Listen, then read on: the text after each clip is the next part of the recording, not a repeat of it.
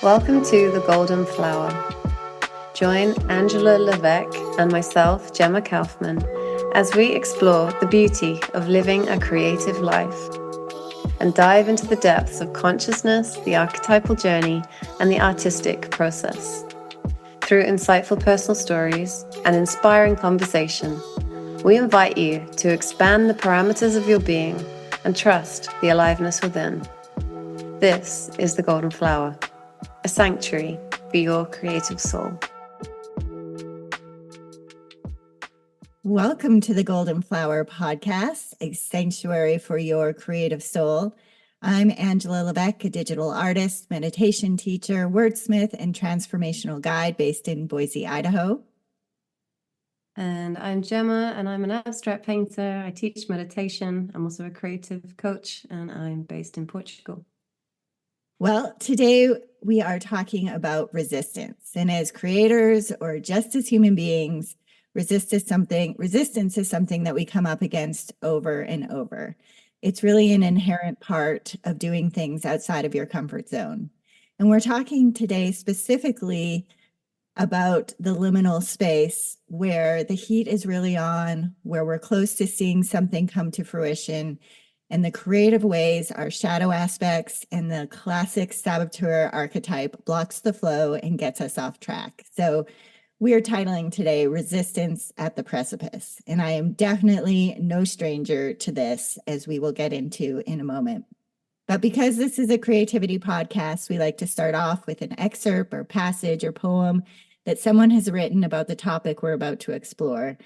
And today, the passage we decided on is pretty much by the king of resistance. If you've ever read Stephen Pressfield's The War of Art, I think he says the word resistance about 1,500 times in that book. It's really, I think, critical reading for anybody who's living a creative life. So this is actually from his personal blog at stephenpressfield.com.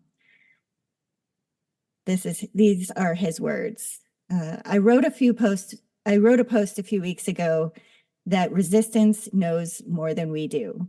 What I meant by that was that our inner self saboteur, by some mysterious alchemy or algorithm, can tell when we are onto something good.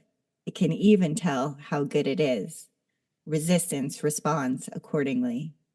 The better the piece we're working on, and by better, I mean more important to the evolution of our soul and to the progression as an artist, the more resistance we will feel to advancing it and to completing it. Resistance is a force of nature. In other words, good idea equals big resistance. Great idea equals humongous resistance. Let me add further corollary. Our progression as artists and entrepreneurs never happens in a smooth upward line. Instead, we get better in stair-step fashion. That is plateau, plateau, plateau, then breakthrough. Thus, pre-breakthrough moment equals super humongous resistance. Resistance is mighty and diabolical, but it has a weakness. Its weakness is that it is a force of nature and thus operates by fixed and immutable laws. Resistance is predictable. The more resistance we feel to a project or idea, the more certain we can be that that idea is critical to the evolution of our soul, and the more certain we can be that that idea is good. So brothers and sisters, when we feel ourselves becoming irritable and impatient for no reason, when we can't sleep, when we've lost our appetite or our appetite has mysteriously doubled, when we can't stand to face the typewriter or the dance studio or the editing studio, when the lamest distractions pulls us irresistibly off course, when we hate ourselves and everything around us, take heart. It's resistance. And its message is, the idea you're working on, honey, it's a winner. Suck it up and go for it. Resistance is infallible. Ooh, I love Stephen Pressfield. And honestly, I have his book, The War of Art, on Audible. And every time that I feel myself, that idea of taking, 3 steps forward and 5 steps back. I listen to the War of Art. It's sort of like my warrior anthem, and it gets me pumped, and it gets me into that place of like, okay, I can do this. I got to keep going. And yet sometimes I don't.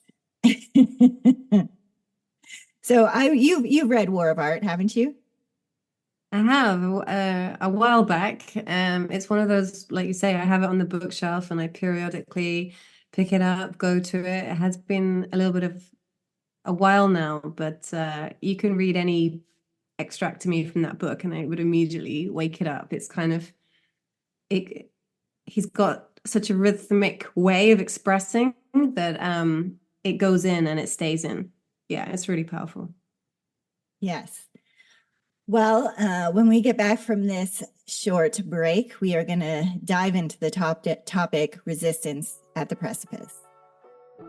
Hello, fellow seekers and creators. Thank you for listening to the Golden Flower Podcast, a sanctuary for your creative soul. If our podcast has awakened your imagination and you feel the creative impulse stirring, we'd be so grateful if you could leave a review or share an episode with a friend. Who knows, it might just be the spark they've been waiting for. And for those of you who want to go deeper, join the conversation. Share your reflections, dreams, and creations with us using hashtag Golden Flower Podcast on Instagram. Your thoughts and projects matter. Let's play with the possibilities. Your creative life is calling. All right. As I mentioned today, we are talking about resistance on the precipice, and this is my classic move. As I said, this is a really specific liminal space. It's right when things are about to like manifest, right before you're going to take that manuscript or that story or whatever it is and put your baby out into the world. And whether that's just getting a friend to read it or an editor or whatever it is, I can't even tell you how many times or how many projects I still have sitting, on my desktop incomplete. And, it might be on the fourth. For example, I have a couple of things that I've written that are on like the fourth draft that I just can't seem to finish. And the incredible thing is my resistance is so insidious, because what I will do instead of, pushing through and finishing that project is I will like learn Japanese or pick up my guitar and start to, teach myself a new song. And in my brain, it's like, oh, it's okay. You're not working on that, but you're learning Japanese, or, you're teaching yourself guitar or whatever it is. And so it's like I can somewhat justify in my mind that I'm not working on that because I'm doing something else productive. And that to me is so insidious, because that's classic saboteur behavior. It's like distraction, distraction, distraction. And I'm honestly, I am a student when it comes to working through resistance. Like there's just no way getting around that. Right. I mean, it's interesting what you're saying there about that you consider this like the saboteur. I'm not sure. Part of me wants to offer that that is part of the process, but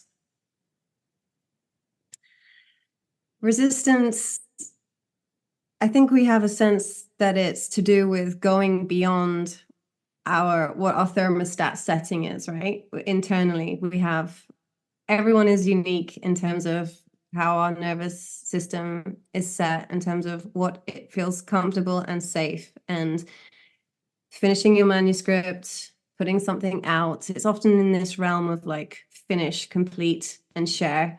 That the mechanism kicks in and suddenly we find ourselves unable to do what is necessary to complete and share. And I can also say I'm no stranger to this, and no one is. This is part of it.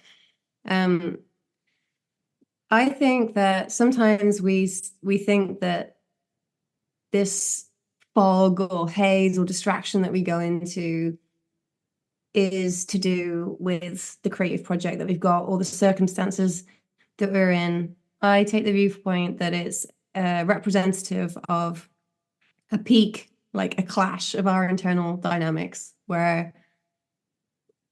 and I like that Stephen Pressfield talks about the gold of resistance, because I think it gives us a lot of necessary information. I'll explain why. Because if we think about, I mean, I think the creative process can be defined by how we learn to move with our spectrum, our polarized spectrum of our internal dynamics. So, a few episodes back, we were talking about what's pulling us forward in terms of inspiration. And then we've been looking at like what pulls you back. So if you think about our intrinsic needs, things like the nonviolent communication, NVC, inventory of needs, I think what happens is that the pull of the idea, the project, the manuscript, the exhibition, the podcast, we can talk about this, it satisfies those really important needs for, so much, our need for expression, our need for freedom, our need for creativity itself, our need for growth, all of these things. And then what happens is that we also have needs for safety, security, for privacy, for health and well-being. And due to, everyone is individual in this respect, but we're kind of all the same at the same time, that we've had some kind of wounding, which means that our need for often safety in some respect gets triggered by the action step that we're about to take, hence the precipice. Like it's what does that precipice mean? An edge, a cliff, suggests danger, like take one more step and and that is what goes off. The alarm bells go off, and there's a clash of needs. The problem is, and the reason that we are all feeling so kind of exhausted and crushed by the power of resistance, is because it aligns with the more primal needs. Safety and security is a heavyweight compared to autonomy, freedom, growth, creativity, which they are equal. That's why they're needs. There's no hierarchy. They are all needs and equal, but the way we're wired gives the survival mechanism the advantage. You can't really argue that easily with survival mechanisms as you can for developmental, like it's not these. It's like, we will pay the consequence if we don't meet our need for growth, for expression, for expansion, all these kind of things. We know that it's just that it's not as immediate. And I'm sure you know about this, I call it the snapback. It's like something just kicks in, and it can kick in and take, so like it's quite funny that you suddenly find yourself learning Japanese. Like, wait, wasn't I doing something else? What was my goal this month, this year? Japanese. No. And it can literally kind of take over your mind. Like, like you type in, you join something, sign up for something, spend money on something. Like, we could just, right now poll out to everyone listening, everyone we know, and we would get such an array of snapbacks or types of resistance, or the hilarious places that people have found themselves. It's a force to be reckoned with. Well, I'm curious as you're saying that, because I agree with everything you say about that clash of our needs for security and safety, and also our need for self-expression, and, as you go up Maslow's hierarchy of needs to self-actualization. But I feel you also mentioned the word wounding, and I feel that a lot, and I'll speak personally, of my resistance, yes, it's the need for safety and security, but that's really, what's the word I want to use? Like, it's really just a cloak for a lot of my shadow. Like, for me, my saboteur comes out and distracts me by, picking up the guitar or whatever it is, not because necessarily it's in clash with my need for security, but because there's this part of me, there's that wounding that's deep within inside me that worries about not enoughness. And I think that, yes, I understand, like, on some level, that's intimately related. Like, you don't want to be too vulnerable. You don't want to be too exposed. You don't want to open yourself up to criticism. But that's not necessarily, I think that that's the idea of just needing security and safety. I feel that that's like a cloak just for what's underneath that, which is, not enoughness. Like last week, what was that? Episode 3, I think. Yeah, this is episode 4.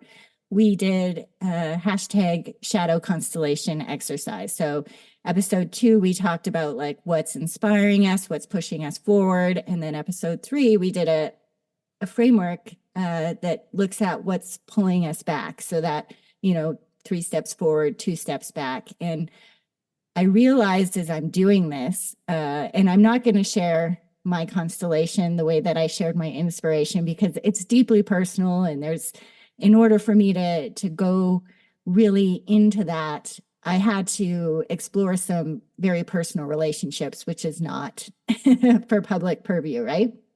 But what I realized as I'm putting together this shadow constellation is, yes, it was not enoughness. That's always like when I look at, those things that I get offended by, or, have any more of those, have more dense emotions towards something, usually not enoughness is at that seed. But what I realized when I was looking at, how everything was threaded together, is underneath that was shame. And I think that we can't dismiss, when we're talking about especially resistance at the precipice, some of those seeds of shame, of abandonment, of rejection, of the shame, that those things that are really underneath it. And that's ultimately, and again, I'll speak for myself, what's been pulling me back. Yeah, you're speaking for yourself and you're speaking for us all, because you're right. You can say things like safety and security, but you don't have to look far to get to the not enoughness and the shame. And it makes, it feels like there's not enough lifetimes, to get to the bottom of all this and heal everything, so that we can just finally just enjoy what it is that we're choosing to do. Like, why does it have to be so intensely difficult to do the very things that we know that we're capable of, that we know is within us? But yet, because of this wounding that probably happened in very early childhood, beyond our conscious memories, like, how are we going to reach that, alchemize it? So I guess we're at that point where it's like we can all recognize that we might have different flavors of this same thing that is the root of resistance. So what to do about it? Well, you and I had an interesting conversation yesterday, off of recording, and we talked about like the shadow dimension. And last episode, we talked about the way that the soul speaks to us, and it's through symbolism and story and that sort of thing. And I will talk about one of the people that I put on my shadow constellation, and it's Donald Trump. I don't feel bad talking about him. And I want to say for our listeners, it's not because he's Republican or, he's not on my team or that sort of thing. I'm actually not a Democrat either. And I don't want to make this too political, but I've always disliked him. And I find him to be a bully. I think he's brash. I think he's a great symbolic figure for the collective shadow. So as I'm writing down all the things that annoy me, one of the things that I literally wrote is that he has no shame. Like, oh, that's a little bit, that's got a little bit of a charge to it. And I a lot of times when we talk about shadow and when we talk about, things being reflected back to us, it's never like, oh, he's a bully, so I'm recognizing the bully inside of me. It's always deeper than that. It's not a surface conversation. And so sometimes, again, that root digging, going underneath. Okay, that's annoying, but why does that annoy me? Okay, but why does that annoy me? And keep, going down. And so when I got to that line, he has no shame, I was like, that's really interesting. And it's not that I want to be more like Donald Trump, but it brought me back to that level of, oh, there's a piece of me that is really bothered by that because I'm working through my own shame. And so I'd love for you, because you're so good at this, I'd love for you to talk a little bit about the shadow dimension and why it's not just like, oh, he's a bully, so he's reflecting the bully back to me, and why it's always so much deeper than that. Why is it so much deeper than that? Like, did you have a similar, because you also did this exercise? Yeah, I think with the shadow, it's just like you got to go for the examples. So again, I mean, when we did the inspiration constellation, I had a bit of a mind blank, which was my resistance was telling me, "Oh, you don't know who's really inspiring you at the moment," and I bought into that. But it came to my awareness that actually, no, what's really lighting me up and speaking to me is a group of women who are really fearlessly speaking out, often about controversial topics, but just really owning it and sharing their life experience in a really powerful way. And lo and behold, when we came to do the shadow version of the same constellation, I didn't really have to look very far because, the way in is to go into judgment. And I actually had a very useful experience, which was recently, one of the women has an awesome podcast, and I'd followed someone and I kind of was getting more into her vortex and the book and everything. And then I landed on her Instagram, and then I just found myself kind of like, tune out, like a little bit of a barrier go up. And I gave it zero thought at the time. I was just like, well, I thought and then no, and I changed my mind. Like that happens all the time. But because of the exercise, and this is the thing about doing exercises, like actually having the experience of choosing to go in, it's amazing what we can remember or what's offered to us as helpful communication. And I honestly paid no real attention to this. It was and then non-event, but then in the light of doing this exercise, it's like, oh, you remember how that happened? It's like, yes. Internal dialogue. It's like, was it because you felt like she was a bit too kind of confident almost? It's like, maybe. And then it's like, because as much as there is the inspiration about the power of using the voice, there's also my projection of fear that there's something unsafe about that there's something dangerous about that it's risky, and there's a judgment about making that choice and whether it's worth it. So all this kind of stuff is not new. The shadow's never new terrain, but kind of like the way that we can relearn, because I would say, watch out for this. One of the traps of doing shadow work is that it can bring a feeling of fatigue, like, not that again. Oh yeah, I need to be more confident. I wish I was more confident. I wish I didn't have all this fear around using my voice. And you just go into that place where you think you know the whole story, and it's going nowhere. Like, that's a wonderful trap. Resistance loves it if you fall into that trap, because I think one of the things that it's like, when we go in with curiosity and get into those subtleties and that nuance, which is we were touching on in the previous episodes, it's like we're looking for it's a subtle level of communication which is bringing us the gold. I lost my train of thought. Can I ask you why? Because I feel there's something underneath that when you say like putting yourself out there is risky. Why is it risky? Because people won't like it and they will judge you, and then you'll have to deal with that energy, but it's nonsensical. Like that is exactly the kind of question that I need to ask myself, or whenever we do that work, because it's like what comes up, it's like it doesn't really make sense. It's like this is the thing, and then it's like, well, I think I have a 2-year-old, right? She's confident all the time, and I can really see how easy it would be to shut down a 1-year-old or a 2-year-old when they like really want to be exuberant, and it could be without getting too much detail. I'm pretty sure something along those lines happened that really, really shut me down in such a way that it's left such a mark that it feels like extremely unsafe to say things that may provoke a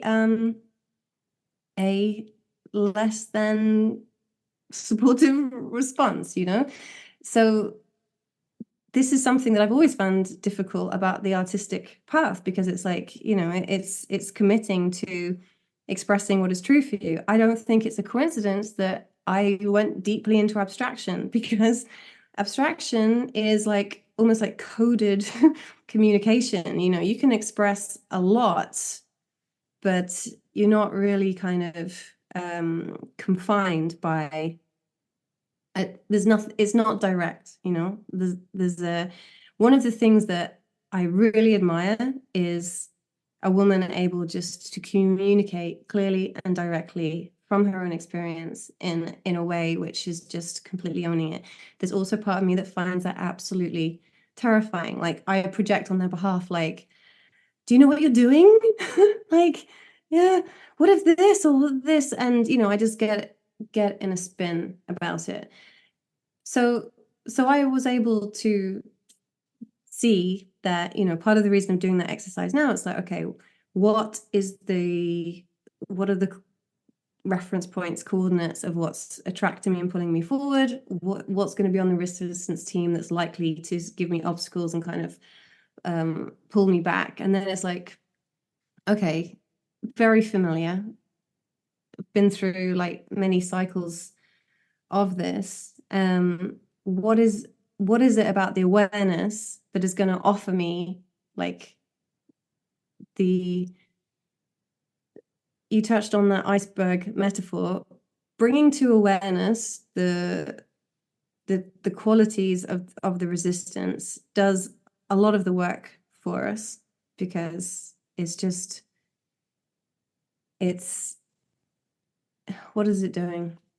Well, I want to speak on a couple of things that you touched on about things being unsafe. And I think that there's a few things that kind of put that in kind of hyper mode in our society. As one, we have social media now, right? So like it's one thing for you to create something and it be for yourself, and it allows you to move through things and express yourself, and that's great. But when we start thinking about putting it out there, part of that,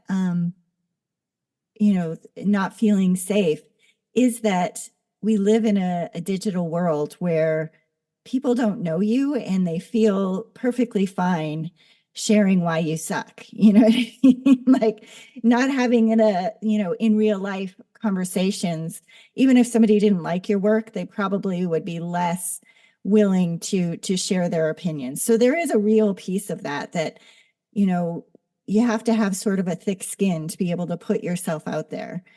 But another thing about our current climate is because we talk so much in trauma language. And I think that this is another thing you need to be mindful of when doing shadow work, is like I think it's important to understand what's holding you back and, the roots of those resistance. But it's also just one perspective from which to see the world. Like we can see the world through our wounding, and we can see it through, the psychological and the language of trauma. And I think that that's important. But I think, at least for me, transcending some of that is really looking from higher perspectives and realizing that that's like one way that you can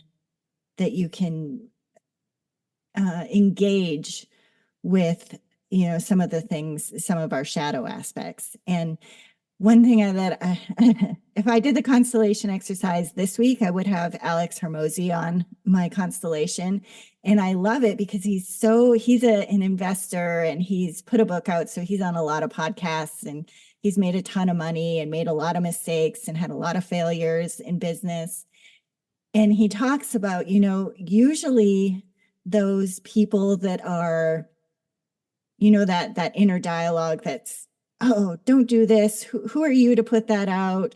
This isn't good enough. All of that. Usually that voice comes from a couple of people, right? If it's in your head, it might be your parents. It might be that coworker. For some reason, you put a lot of stock in that person's opinion, and you can, that's the voice that you hear. And he's like, when you think about this, if you go way down the line and you're an old woman, are you still going to be hearing that voice? Is that voice still going to matter to you? Someday that person's going to die, and then you'll realize, and he's very blunt about this.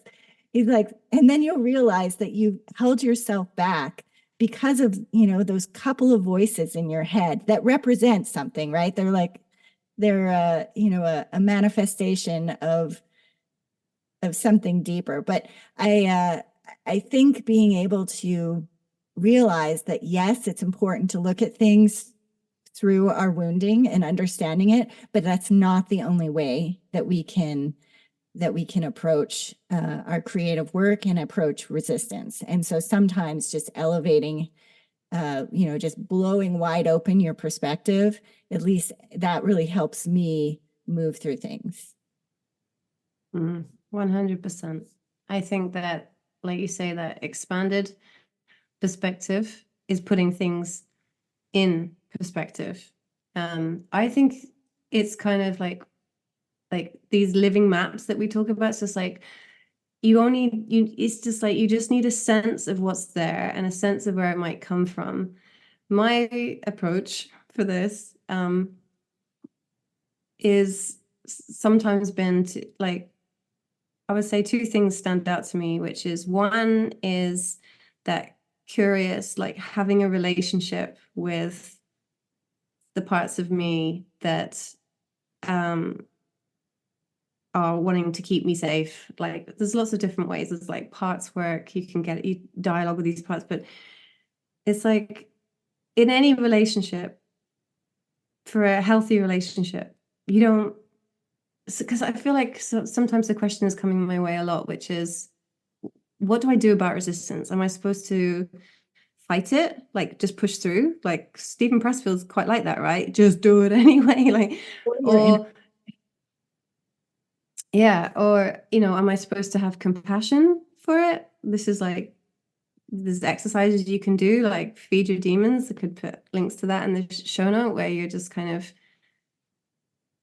it's too complicated to go into now, but it's like, am I embracing it? Like, what's the approach? And then it's like, well, if you think about in a relationship, how complex any relationship is, you don't have like a protocol, like an automatic response for something as complex as a relationship.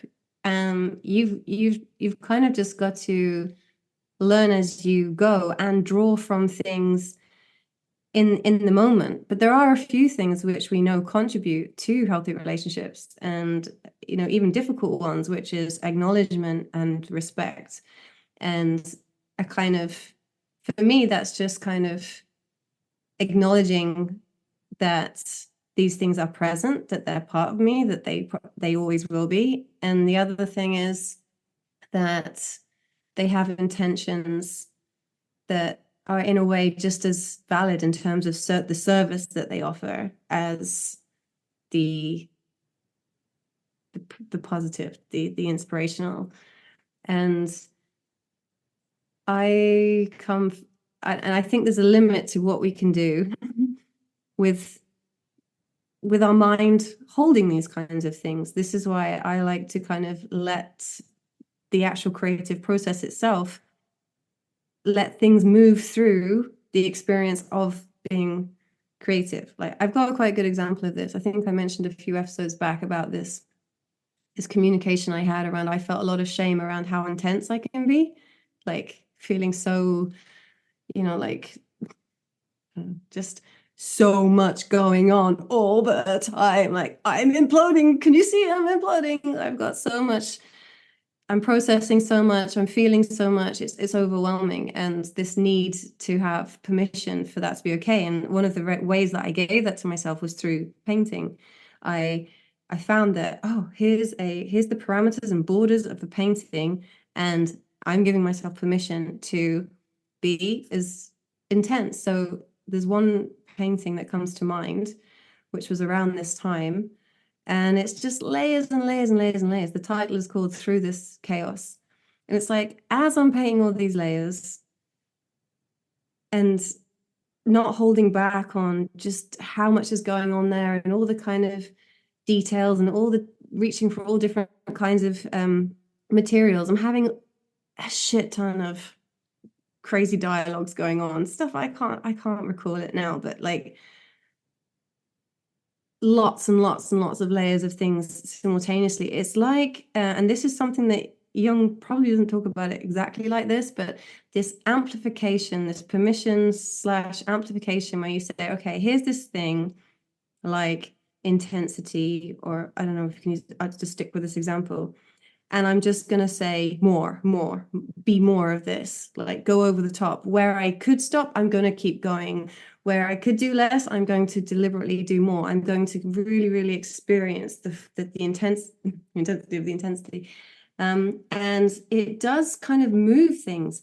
It was like having loads of, as I do on my laptop, have loads of things open, and then it all goes into this I don't know what this is. But space is created, stuff is played out. It's beyond my conscious attention, it's on a kind of feeling level, but it moves through. It's like a container is created in the actions that are happening in the space between me and the canvas. Evening, stuff starts to move. And it was the best part of a year. I just kept coming back. And then at some point, I remember sitting in the studio, just looking at the paintings. I do a lot of just hanging out and observing, and there's a lot there. And I just was like, okay, I just grabbed some pigment and I just threw it into the center of the painting. And I was like, that's it.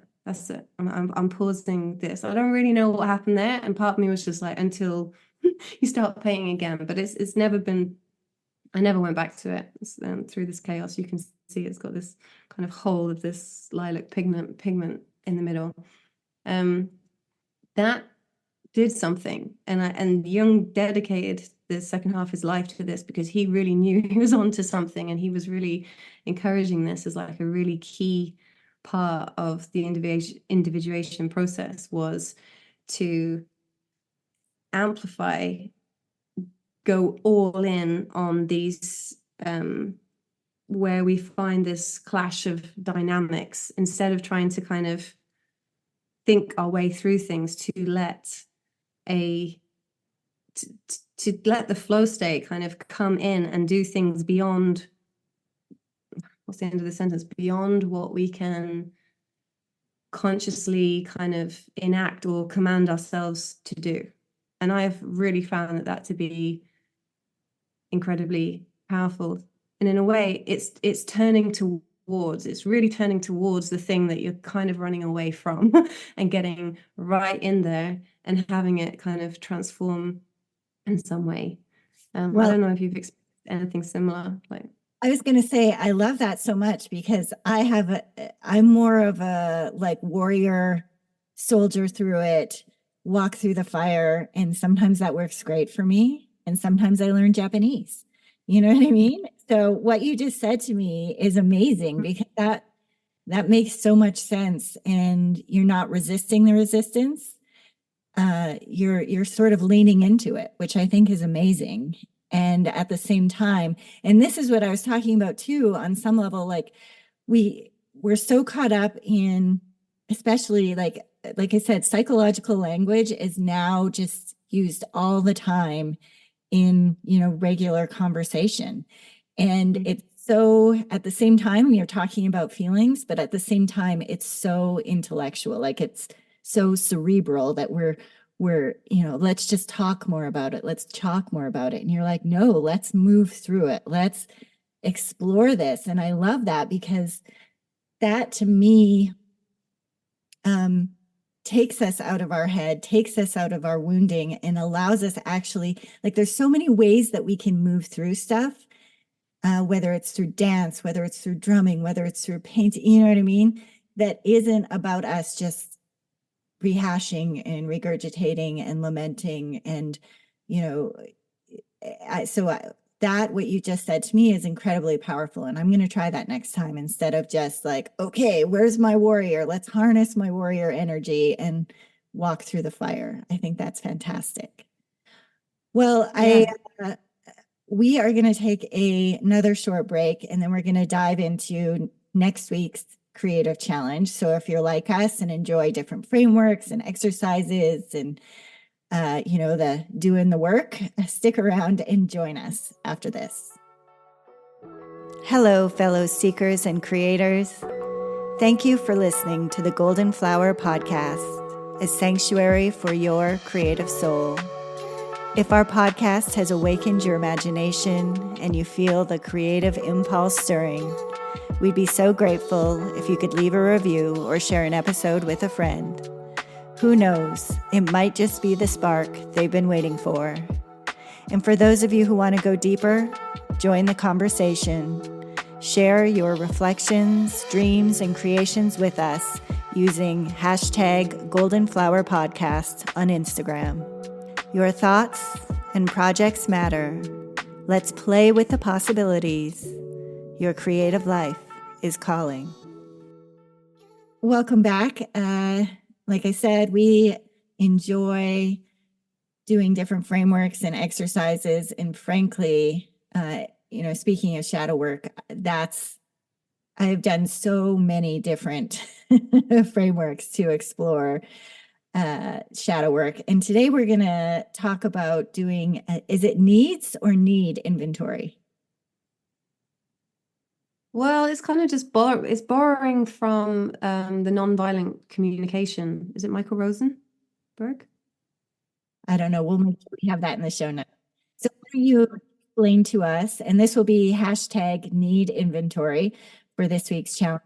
And we always post these on Instagram in some fashion. So if you're listening to this episode at, a year or 2 years from now, and you want to try doing need inventory and share your thoughts or ideas with us, all you have to do is find us on Instagram at Golden Flower Podcast and include the hashtag need inventory. And we would love to see how this worked for you and any of your thoughts and insights that came out from working through this challenge. So, Gemma, explain to us exactly what a need inventory is.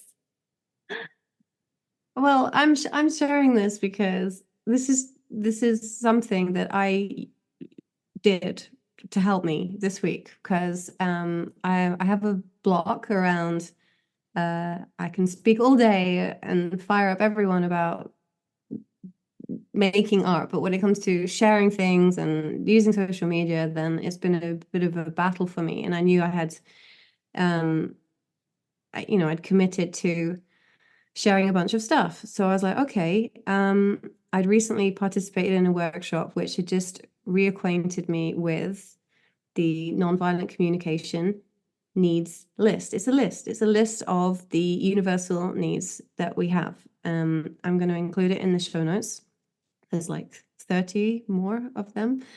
Like we touched on safety and security, but also things like exercise, choice, freedom, inspiration, spontaneity, community, acceptance, harmony, peace, growth. It's great to have this around. So just things that I wanted to touch on. One was just when we just got to the end of our previous section, and you were saying that you were keen to kind of try something that was similar to what I was talking about with the amplification. one of the things is we get stuck because we get stuck in mental loops. And one of the things about handing our stuckness over to the creative process is that we introduce the other dimensions of the emotional realm, the physical body, the spiritual realm. All these dimensions become available. So I think this would be a great thing to pick up next week when we chat and just talk about like, how can we devise, like create exercises and experiences almost around our resistance. Anyway, so we'll come back to that. And then this, literally what I did was, okay, I went through every single one being like, how does this project, so whatever it is that you're trying to do, say I want to sit down to paint, but I'm just not, or I want to finish my manuscript, or I'm going to have to, I don't know, post this blog and I'm scared, or whatever it is. This, I can share this exact list, and it's just a case of sitting down and just going through, how does this commitment, this activity, or this thing that I want to do, how does it meet my need for, and then just go through them and just get a whole picture then of the things that are a bit like this is like, for me, a fast track of doing the constellation exercise, the one that is showing us what is pulling you forward and what is pulling you back. It will just give you a very quick snapshot about what comes up for you. You basically just go, okay, so in terms of, I don't know, let's look at this, like physical well-being, like when it comes to holding the phone all the time, I don't do well. It actually makes me like quite unwell. I actually had physical symptoms, not great from, I was just very, very sensitive to phones and stuff. So I was like, okay, that's part of my resistance. I don't want to have that. I don't want to have trouble sleeping. I can get massively overactivated by looking at the screen. Other things like consistency. This is going to require me to be consistent. This is something I struggle with. What is going to help? So I then just, I had a piece of paper. So I was like, okay, I'm creating a system. So instead of it being like, my challenge was to be setting up our Instagram, instead of it being anything, it's just like, no, I'm posting in this format, and this is going to help me with my consistency. So I was like kind of able to see where are the weak spots. So instead of it just being like this unconscious draggy feeling that, oh, I've got to do this thing and da, da, da, it was like, okay, I've brought it to my conscious awareness. I've gone through all of this. I have a good picture, and I suddenly got really like, this is meeting a lot of my needs in a really positive way. Look at this, like, this creativity and expression and this self-esteem, like and it's a growth and it's challenge and I'm learning and it's discovery, and all these things came to light, which I really didn't expect were going to be involved. So I think the whole theme here is, when it comes to resistance, take the time to bring things to the light, to your awareness, to your conscious awareness, and just let that kind of, it does the work for you. It's when things remain in the shadow realm that they that they fester. yeah. And I love that too, because also you figured out a specific like pain point there about me too. If I spend the whole day on my computer, my energy is jacked up. It's like I've drank 5 cups of coffee or something. Like I can feel it reverberating through my body. And so also when you bring those to light, you can find ways to mitigate some of those things. And you might not be able to mitigate everything, but at least if you know that's the thing, you're like, okay, well, I can spend about 45 minutes doing this before it really starts to bother me, or it'll work better if I do it 10 minutes 3 times a day. You know what I mean? But sometimes you don't know. And so it's very hard to create solutions when you haven't really named, what your actual pain points are. And so that's fantastic just in that regard as well, because there's no solutions if you haven't named the problem.